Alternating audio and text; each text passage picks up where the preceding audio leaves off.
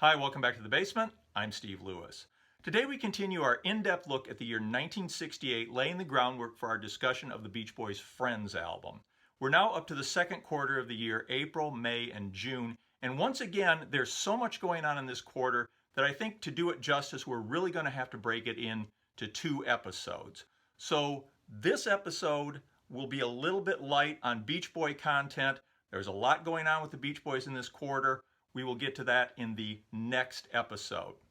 So let's begin by talking about records. In that first chart on April 6th, 1968, the #1 album in the country was Simon and Garfunkel's soundtrack to The Graduate. At #2 was Blooming Hits by Paul Marriott and his orchestra. It had been at #1 for the prior 5 weeks and contained his big instrumental hit, Love is Blue. At #3 was Aretha Franklin's Lady Soul album. This had been #2 for the prior 2 weeks. At #4, Bob Dylan's John Wesley Harding, which had been #2 for 3 weeks, starting on February 17th. In the #5 position was Simon and Garfunkel's Parsley, Sage, Rosemary, and Thyme. This had been released way back on October 24th, 1966, and had gone to #4 for 2 weeks in December of '66. Its popularity resurged in the wake of the title track's use in The Graduate, and it re-entered the top 10, going to the #5 spot for the entire month of April 1968. At #6 was Otis Redding's Dock of the Bay album. This would go to #4 the next week and would stay there for 2 weeks. At #7 was Dionne Warwick in The Valley of the Dolls. It would peak at #6 the next week and stay there for 2 weeks. At #8 was the Jimi Hendrix Experience, Axis, Bold as Love. Despite not containing anything that could reasonably be called a hit single, it had risen all the way to #3 for 2 weeks in mid-March. At its #9 peak was The Rascals' Once Upon a Dream album.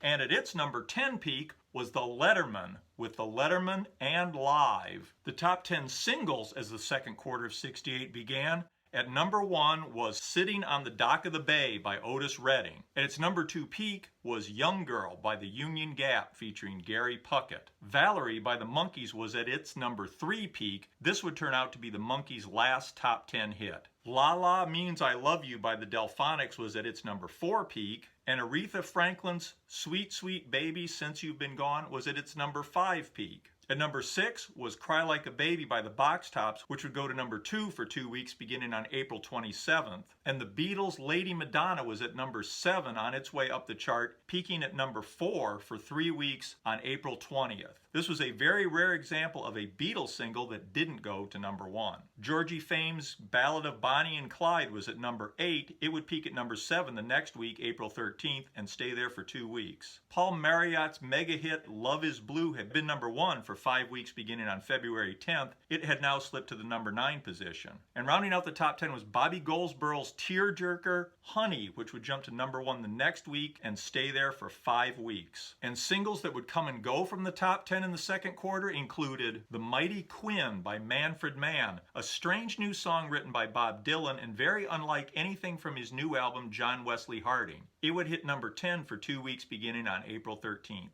Dance to the Music by Sly and the Family Stone, their first big hit, which would go to #8 beginning April 20th. I Got the Feeling by James Brown and his Famous Flames would go to #6 for 2 weeks beginning April 27th. And Archie Bell and the Drells, who not only sing but dance just as good as they walk, would go to #1 with Tighten Up for 2 weeks beginning on May 18th. The Intruders' Cowboys to Girls would go to #6 for 2 weeks beginning on May 18th, and the Troggs' Love Is All Around would go to #7 on May 18th. Dionne Warwick asking the musical question, Do you know the way to San Jose? Would go to #10 for 3 weeks beginning May 18th. Just in time for the good warm weather, A Beautiful Morning by the Rascals would go to #3 for 2 weeks beginning May 25th. A group of Irish musicians from Toronto, the Irish Rovers, would go to #7 on May 25th with The Unicorn, written by Shel Silverstein. Stevie Wonder's Shooby-Dooby-Doo-Da-Day would go to #9 on the 25th of May. Simon and Garfunkel's Mrs. Robinson single would go to #1 for 3 weeks beginning June 1st. And Hugo Montenegro's version of The Good, the Bad, and the Ugly would go to number 2 on June 1st. Marvin Gaye and Tammy Terrell's Ain't Nothing Like the Real Thing would go to number 8 on June 1st.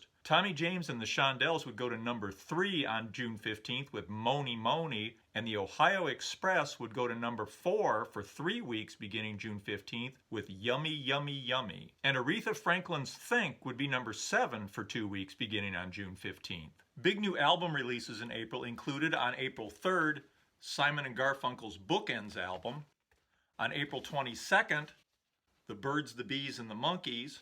And on April 29th, I Wish It Would Rain by The Temptations. Also in April came God Bless Tiny Tim. Tiny Tim, aka Herbert Corey, had been kicking around the Greenwich Village music scene for years before becoming a national novelty sensation through his appearances on Rowan and Martin's Laugh-In. His signature tune, Tiptoe Through the Tulips, from this album would reach number 17 in the summer. Released on May 6th was the great live album, Johnny Cash at Folsom Prison. Also released in May was The Papas and the Mamas by the Mamas and the Papas, and A Tramp Shining by Richard Harris with his hit MacArthur Park, The Beat of the Brass by Herb Alpert and the Tijuana Brass, and Nancy and Lee by Nancy Sinatra and Lee Hazelwood, featuring their 1967 top 20 hits Jackson and Lady Bird, and their new number 26 hit Some Velvet Morning. In June we got Feliciano by Jose Feliciano, The Crazy World of Arthur Brown, the soundtrack to Wild in the Streets. Its single, Shape of Things to Come by the studio band Max Frost and the Troopers, would go to number 22 on the singles chart, and Andy Williams' Honey album. Looking at the track listing, you can see that at this point in his career, it seems like Andy Williams would put out a new album anytime there had been another dozen or so contemporary, adult-oriented hits for him to do his own versions of. As usual, this one was a hit, going to number 9 on August 10th. On June 14th, we got another great Aretha Franklin album, Aretha Now, and Iron Butterflies, Inagata Devita. On June 24th came Timepiece, The Rascals' Greatest Hits, and for us Beach Boy fans, the Beach Boys' Friends album. Turning to television, on June 1st on CBS, we got the debut of a limited new summer replacement series from the UK called The Prisoner. Starring and produced by Patrick McGoohan, who also wrote and directed several episodes, it was a highly stylized, almost surreal take on the popular spy genre. On June 23rd, we got the Summers Brothers Smothers Show. The Smothers Brothers would go on summer hiatus and turn their show over to singer-guitarist Glenn Campbell, a regular on the Smothers Brothers show. Campbell proved to be a charming, affable personality. Before the Smothers Brothers, he'd been a successful studio musician and, of course, had toured with the Beach Boys as a stand-in for Brian in late '64 and early '65. He'd had a couple of minor top 40 hits in the months leading up to the summer series, including the number 26, By the Time I Get to Phoenix. After hosting the summer series, his career would really take off. His album, By the Time I Get to Phoenix, had been released in November '67. It would start climbing the chart in the summer of '68, peaking at number 15 on September 7th, just as the summer series was winding down.